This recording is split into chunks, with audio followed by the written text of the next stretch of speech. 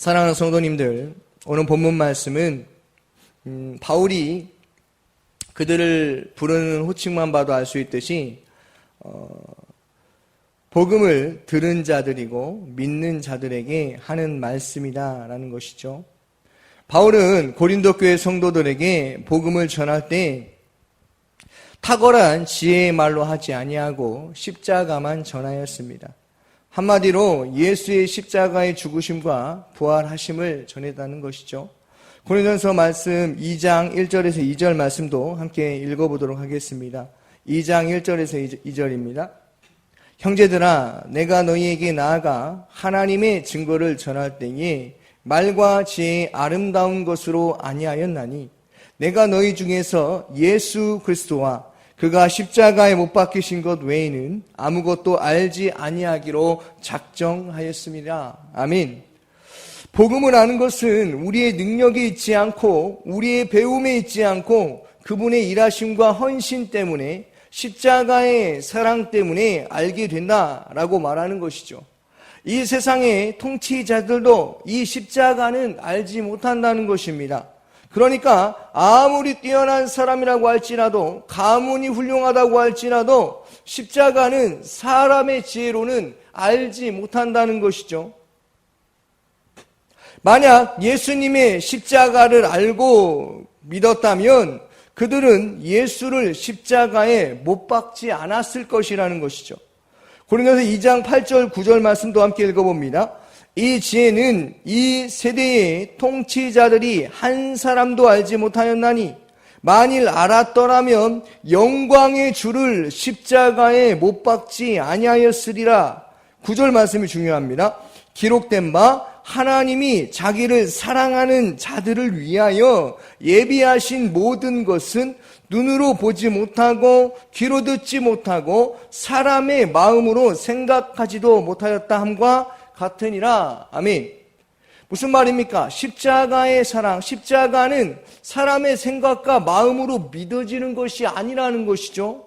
학식이 뛰어나서 다 아는 것이 아니라, 많은 배움이 있어서 다 아는 것이 아니라 오직 예수 그리스도를 믿는 믿음을 하나님의 은혜로 허락하셨기 때문에 이 십자가의 사건이 우리에게 믿어지는 것입니다.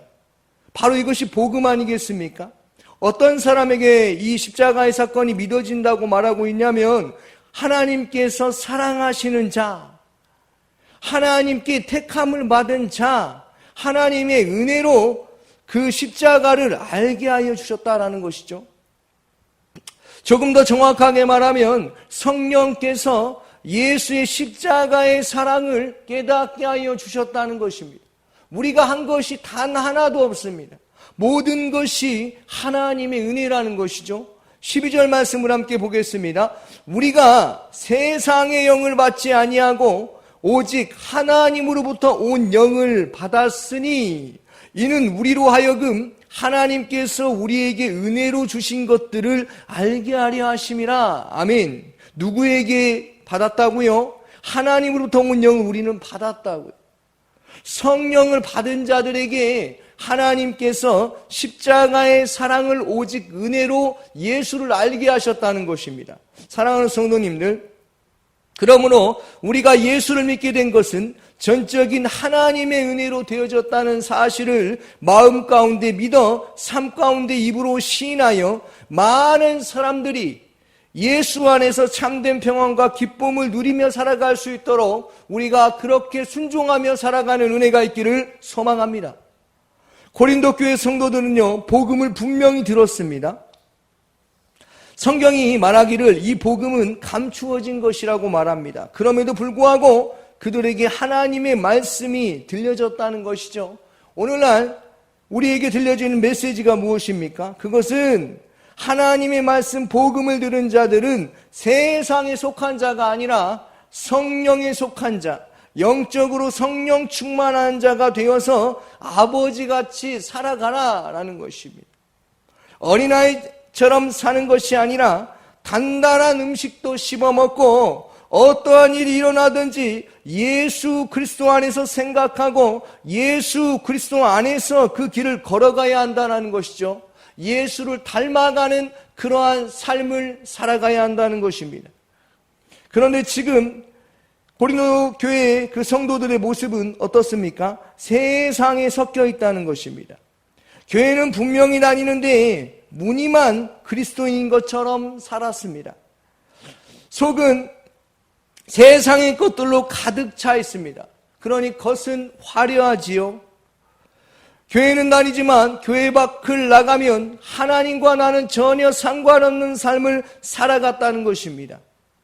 우리가 사람과 대화를 해보면 알지 않습니까? 아니, 표정만 봐도 알지요. 말하는 것만 들어도, 행동하는 것만 들어도 알지 않습니까? 너무나 안타까운 것은 그 사람이 교회에 다니는 사람, 믿는 사람이라는 것이죠. 교회 안에서는 천사와 같은 말을 하죠. 교회 안에서는 사랑이 넘쳐나는 것 같으나 교회 밖을 나가면 언제 그 사람의 모습을 보면서 누군가 그리스도인인가? 라는 의문을 가질 정도의 모습이라는 것이죠. 바로 고린도 교회에 있는 그들이 바로 그랬다는 것입니다. 그들은 실제로 모든 삶에 있어서 풍요로운 삶을 경험한 사람들입니다. 하나님께서 먹을 것과 입을 것과 쓸 것들을 채워주셨음에도 불구하고 그들은 풍요와 감사와 찬양으로 그들이 많은 것들을 주셨음에 하나님께 감사와 찬양으로 돌리지 아니하고 교만의 근거로 살아갔다는 것이죠. 그들의 풍요와 배부름 속에서, 영적인 교만 속에서 스스로 자신이 잘했다고 만족하는 그러한 삶 가운데 살았다는 것입니다. 세상의 왕노릇하며 교만한 자리에 앉아 있었다는 것이죠. 그리스도 안에서 여전히 세상 지혜와 경험을 소유하므로 마치 자기들만 지혜로운 자들인 것처럼, 자기들만 예수 믿어서 구원받은 자처럼 살아갔다는 것이죠. 삶은 엉망진창인데 자기들은 구원받은 자처럼 행동하고 살아갔다는 것입니다. 8절 말씀을 함께 읽어보겠습니다. 4장 8절입니다. 너희가 이미 배부르며 이미 풍성하며 우리 없이도 왕이 되었도다. 우리가 너희와 함께 왕노릇하기 위하여 참으로 너희가 왕이 되기를 원하노라. 이는 고린도 교인들이 그리스도 안에서 장성한 분량까지 이르지 못하였다는 것입니다. 서로 판단하고 교만하여서 자신들이 마치 그 세상의 왕처럼 살아갔다는 것이죠. 사랑하는 성도님들, 이런 자들을 어찌 사랑의 말로 권면할 수 있겠습니까? 채찍이라도 들어서 몇 대라도 때려줘야지 않겠습니까? 그래야 정신이 바짝 들지 않겠습니까? 그런데 지난번에도 말했지만 바울은요, 서로 기분 나쁘지 않게 최대한 예의를 갖춰서 바울은 그들을 하나님의 자녀로 대하고 있는 것이죠. 아비로서 자녀를 타이르고 어린아이 대하듯 말하고 있습니다. 바울의 삶은 어떠하였습니까? 우리가 4장 말씀을 1절부터 쭉 21절까지 다 읽어보면요, 바울의 삶은요 참으로 비참했습니다.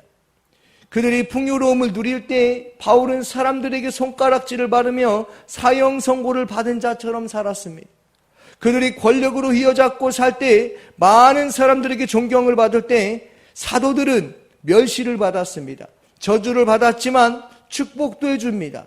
박해를 받아도 참아냈다고 말합니다. 오늘 말씀 4장 10절에서 13절 말씀을 함께 읽어보겠습니다.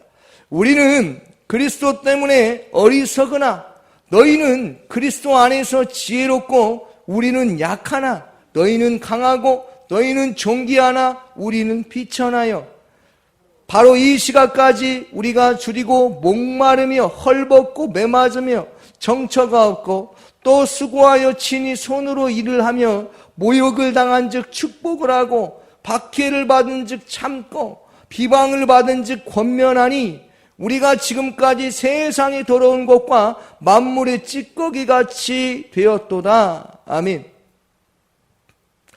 참 그리스도인의 삶은 너무나 놀랍습니다. 아니, 아버지의 사랑을 아는 바울의 모습을 보면 참으로 존경하지 않을 수가 없습니다. 박해를 받아도 축복을 했대요. 저주를 받아도 축복을 했다라는 것입니다. 비방을 받으면 그 하나님의 자녀를 대하듯이 권면했다는 거예요. 바울의 삶은 비참했고 내려갈 때까지 내려갔습니다. 하지만 고린도 교회 성도들은 교만하였고 잘못된 가치관과 편견으로 비교하며 살았습니다. 그래서 바울이 말합니다. 당신들과 나를 보십시오. 당신들과 사도들을 한번 보십시오.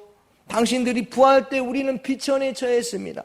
당신들이 풍부할 때 우리는 가진 것이 없었습니다. 나그네 인생을 살았습니다. 그럼에도 불구하고 바울은 그들을 자녀로 대하고 있다는 것이죠.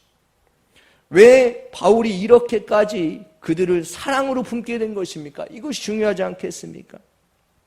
바울 그가 대단한 것이 아니라 바울을 그렇게 대로로 이끄신 예수를 만났기 때문에 그렇다는 것이죠. 그는 항상 예수를 경험한 인생을 살았습니다. 성령 충만함으로 어떤 일이 일어났을 때 자신의 생각과 자신의 편견으로 그를 비교하는 것이 아니라 하나님 예수를 바라봄으로 인하여서 그는 어떻습니까? 성령의 말하게 하심에 따라 지혜로운 말로 살아갔다는 것이죠. 신앙의 아버지가 되는 것은 자신의 힘과 노력과 열심으로 되어지지 않는다는 것을 알고 아버지를 바라볼 때, 아버지만 바라볼 때 순종할 수 있게 된다는 것이죠. 바울은 예수가 십자가에 못 박혀 죽으시면서까지 고난을 받고 사람들의 조롱과 침뱉음과 사람들의 핍박을 받은 그 예수를 알고 있었다는 것이죠.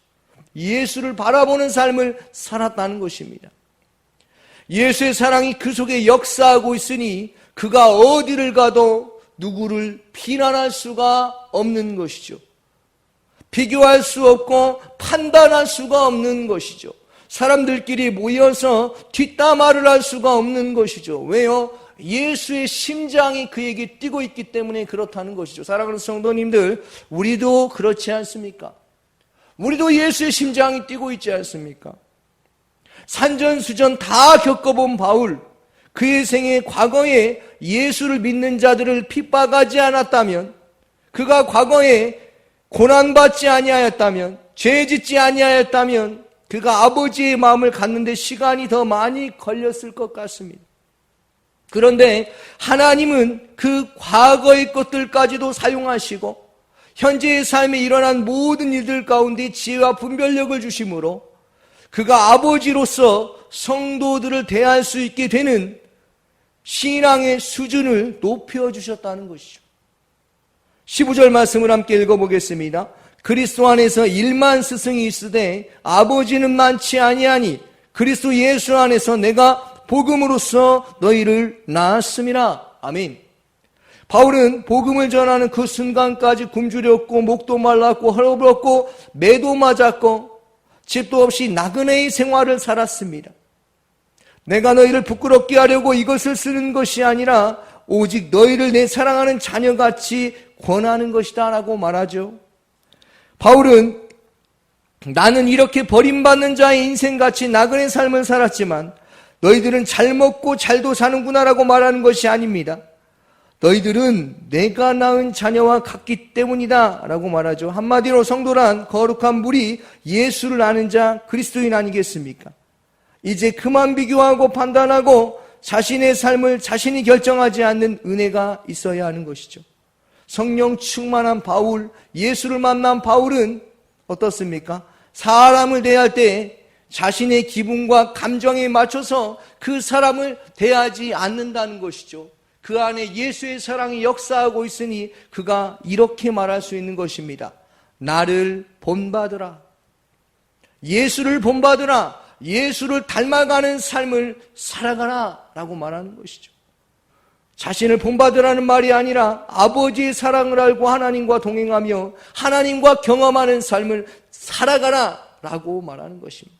데살로니가전서 2장 11절에 보면 너희도 아는 바와 같이 우리가 너희 각 사람에게 아버지가 자기 자녀에게 하듯 권면하고 위로하고 경계하노니 이는 너희를 부르사 자기 나라와 영광에 이르게 하시는 하나님께 합당히 행하게 하려 함이라. 아멘. 하나님을 믿는 자녀들 하나님께 합당하도록 하게 하시기 위해서 아버지로서 자녀들에게 권면하듯이 나는 이렇게 여러분들에게 권면한다고 말하는 것이죠.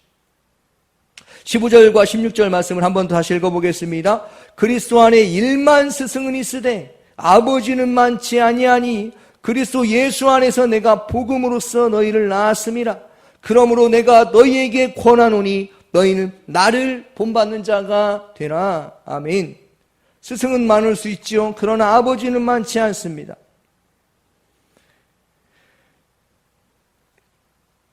그래서 복음을 전하는 일은 단순히 가르치는 일이 아니라 생명으로 생명을 낳는 일이다라고 말하는 것이죠. 사랑하는 성도님들, 아버지는 생명의 근원이시고 생명을 주시는 분이십니다. 무슨 말입니까? 복음의 관계는 생명의 관계라는 것이죠. 단순히 제자와 스승의 관계만이 아니라는 것입니다. 가르칠 대로 가르치고 배우면 배우는 대로 훌쩍 떠나버리는 그런 관계가 아니라 복음은 생명의 관계라는 것이죠. 아버지가 자녀를 낳듯 그렇게 보살피는 관계이고 기도하는 관계이고 끝까지 가슴에 품고 있는 관계라는 것입니다. 그것이 하나님과 아버지와의 관계라는 것이죠. 바울의 입장에서 보면 바울은 그 성도들을 위해 기도하였고 바울은 그 성도들을 가슴에 품고 살아갔다는 것이죠. 빌립보서 3장 17절입니다. 그는 이렇게 빌립보 교회에서도 이렇게 말합니다. 형제들아 너희는 함께 나를 본받으라. 그리고 너희가 우리를 본받은 것처럼 그와 같이 행하는 자들을 눈여겨보라. 아멘. 그리스도인의 삶을 살아가는 것들을 사람들은 우리를 바라보고 있는 것이죠. 우리의 표정과 모습, 이 모든 것들을 다 바라보고 있는 것이죠. 어떻게 살아가야 하겠습니까? 어떻게 사는 것이 하나님이 기뻐하시는 인생이겠습니까? 그것은 아버지가 되는 것이죠. 성령 충만함으로 하나님께서 말씀하신 그 말씀의 지혜로 살아가는 은혜가 있어야 한다는 것입니다. 사랑하는 성도님들, 오늘의 주어진 삶 속에서 예수를 바라보는 신앙생활, 예수를 닮아가는 신앙생활을 하여서 믿음이 장성한 분량에 이르는 그러한 삶을 사시기를 주님의 이름으로 축원합니다. 아멘. 오늘 새벽에 주신 말씀을 묵상하면서 함께 기도하시기 바랍니다. 성도님들의 가정과 직장을 위해서 기도하여 주시고 청년부를 위해서 기도하여 주시기 바랍니다. 학업, 직장, 이성의 문제, 복음을 경험할 수 있도록 삶의 근원과 목적이 하나님께 있음을 알게 하여 달라고 청년부 한 명 한 명을 위해서 기도하여 주시고 목요 합심기도를 위해서 기도하여 주시고 대통령과 이 나라와 해외 선교, 광신대학교를 위해서 함께 기도하며 나아가도록 하겠습니다. 기도하겠습니다.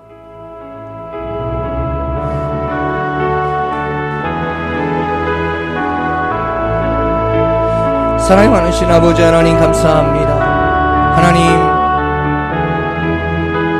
오늘 저희들에게 들려주신 말씀을 통하여서 우리의 삶 가운데 언제나 우리와 함께 하시는 그 아버지와 동행하는 삶을 살게 하시고 하나님의 말씀을 들었다면 똑같은 삶으로 살아가는 것이 아니라 우리의 모습과 행동이 변화되어서 하나님이 기뻐하시고 온전하신 뜻이 무엇인지 분별하여서 삶 가운데 삶의 예배자로 살아갈 수 있도록 성령께서 함께하여 주시옵소서.